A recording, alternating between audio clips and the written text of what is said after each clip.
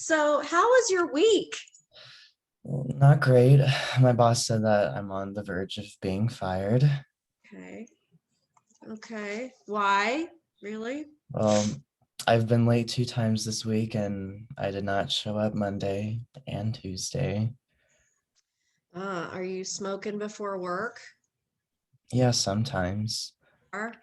So, I'm wondering why you feel you have to get high to go to work.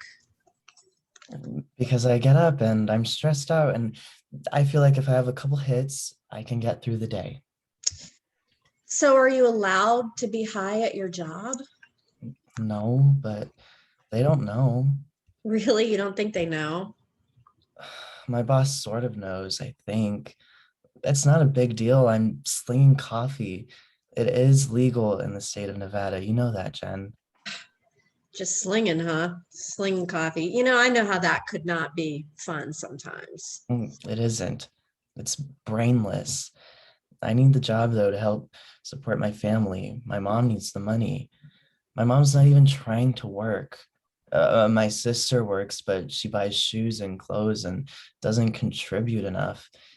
And my mom thinks that because I'm the man of the house, I should be paying for everything. I want to move out and have my own space. That must be frustrating to have all that pressure on you. Yeah, that's why we fight. I'm not a kid anymore. She yells at me that I'm not going to work and I'm getting stoned and it's none of her business. It's a lot of pressure. I can also see her side of things too. But I know we've talked about this before, but what are your plans for moving out? Well, I would have to get 2 jobs. So you're willing to get two jobs to move out? Yes, I'm completely ready to move. So what would it look like if you moved out? I could do what I want. I wouldn't be yelled at. That's true. Sounds like you'd feel more independent. No one would be yelling at you, obviously. But what does it look like if you're smoking and you're showing up to work and you can't pay your rent? Well, I would stop smoking. That would be great. Like that idea. So what what what would you change to make sure you could pay the rent and to be independent? How would you stop? What would that look like? Maybe I would go to an AA meeting again, or maybe I should walk the dog instead of smoking. Okay, yeah. Well, we've talked about that before. I think that's a really good idea to walk the dog or maybe exercise every time you think you're smoking. Um, I like that idea. Maybe I would stop drinking at night before I go to bed. I think I would feel better in the morning. Sometimes I drink so much I feel sick in the morning.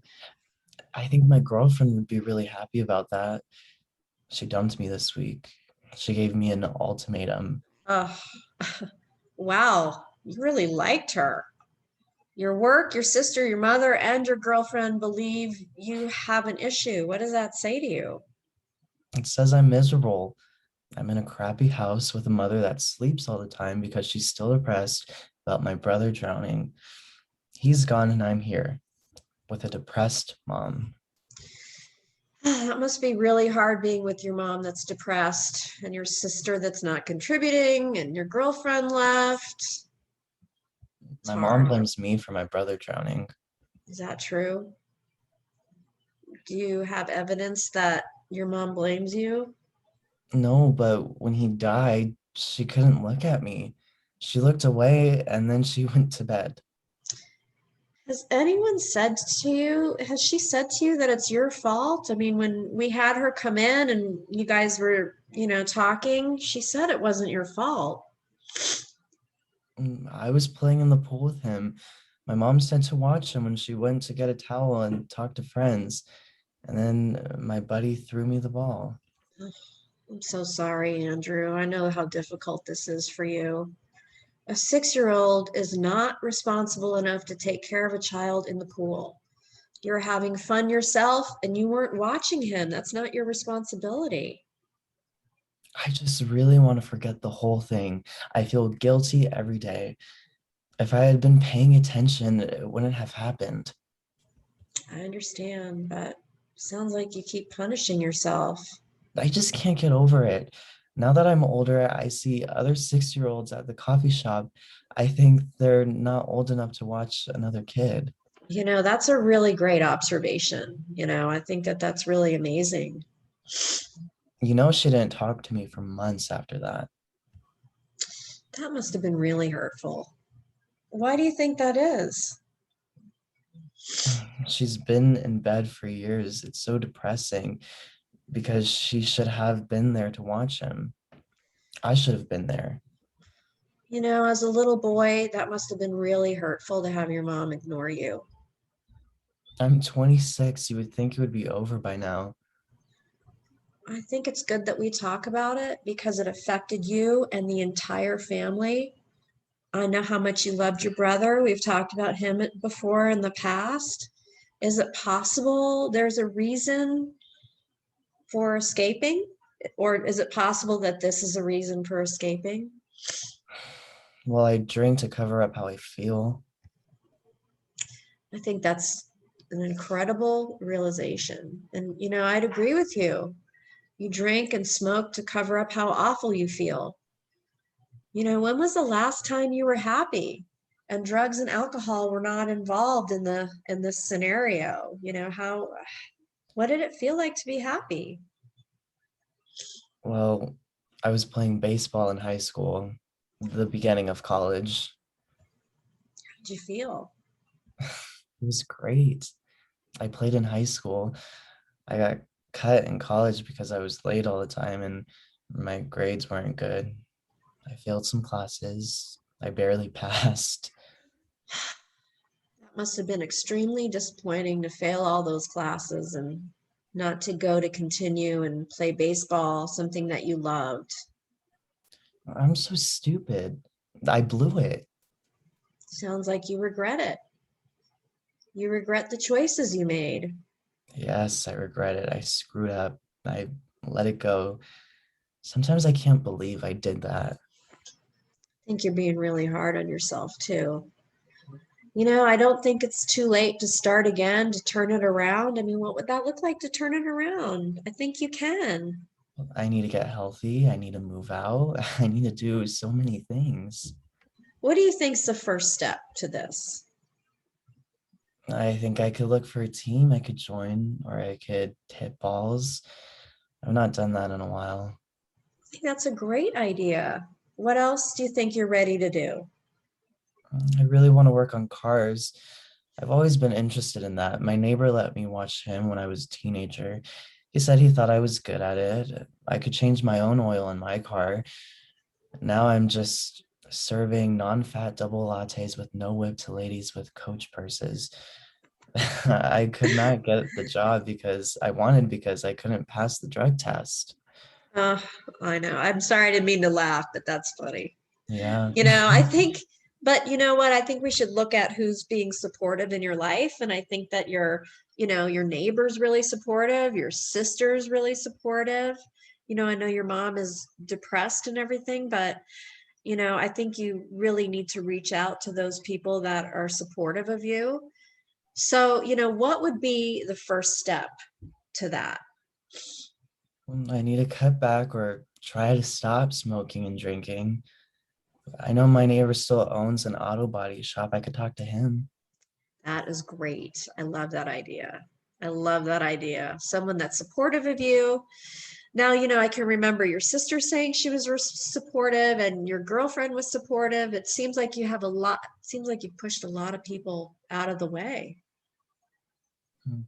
I think sounds like drinking and smoking is kind of a problem. I can control it.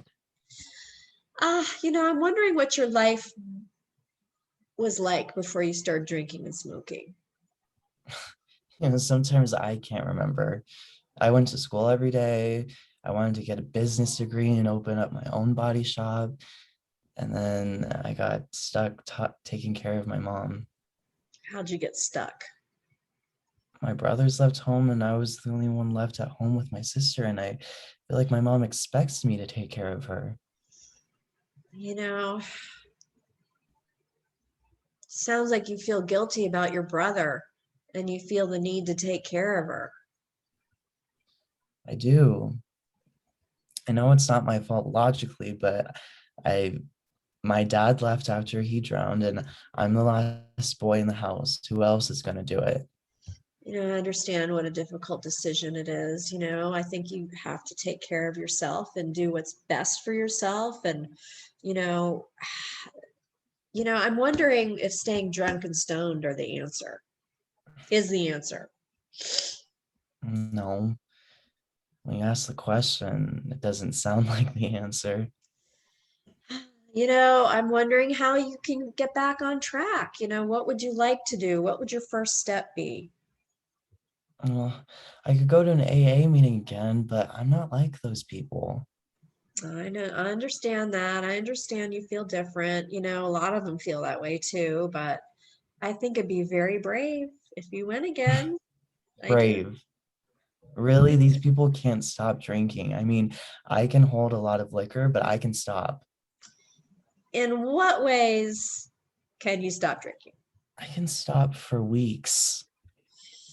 It's great you can stop for weeks, but then you start again. They call that binge drinking. You stop for a while and then you go on a tangent, you drink and drink. And, you know, I just, when you stop drinking before, why did you start again? I went out with my friends one night and said, screw it. I was having a good time and I deserve to have a good time. Sometimes we have to sacrifice to get what we want, but what does it feel like in the morning is my question. I feel like crap. Well, it sounds like all the people in your life that are important to you, your mom and your sister and your girlfriend, all believe that you have a problem, you know? Totally do. What do they know? They're trying to control me, and marijuana is legal in Nevada. Yes, I know you told me that. I'm aware. I know that it's legal in a lot of states, but just because it's legal doesn't mean that it's the right thing to do. But I'm wondering how important it is for you to recreate your life, to get out of your mom's house and maybe to get another job. It is. And I'm so tired of it.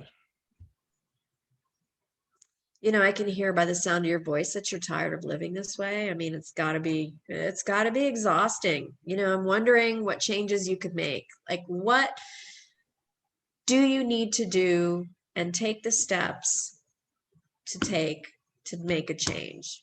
Maybe you could focus on one change. We're talking about AA. What could that change be this week? I need to exercise. Maybe I could go hit balls or something, walk the dog. Good to me. Baby steps. I think that we look at these big mountains that we have to climb, and I think baby steps are the answer. Do it slow. I think you should picture yourself with the life that you want. I think you should write it down. I think you should write down the life that you want and what are the steps that it's going to take to get you there. So this week, I think we were talking about you could walk the dog, you could hit some balls, you can go to an AA meeting. Don't focus on you being different. Just focus on why you're there and why you want to get better. And I think that maybe you could just get through it, get through one and see how it works. Yeah, I'm gonna try. Okay, so I think we'll see you next week on Friday. The other thing I want you to do is kind of write down the triggers that you feel you have, like in the morning when you get up, because I know you get up and you want to smoke right away. I think you should look at the trigger of why you want to smoke. And then once you realize that, write it down. And then I want you to take the dog for a walk. I think it might make you feel really good. And then once you feel good and you're outside and you come back, you might not want to smoke. So let's try that this week. Okay. Okay, I'll do that. All right. That would be great. So I'll see you on Friday. All right. Right. Thank you so much. Okay.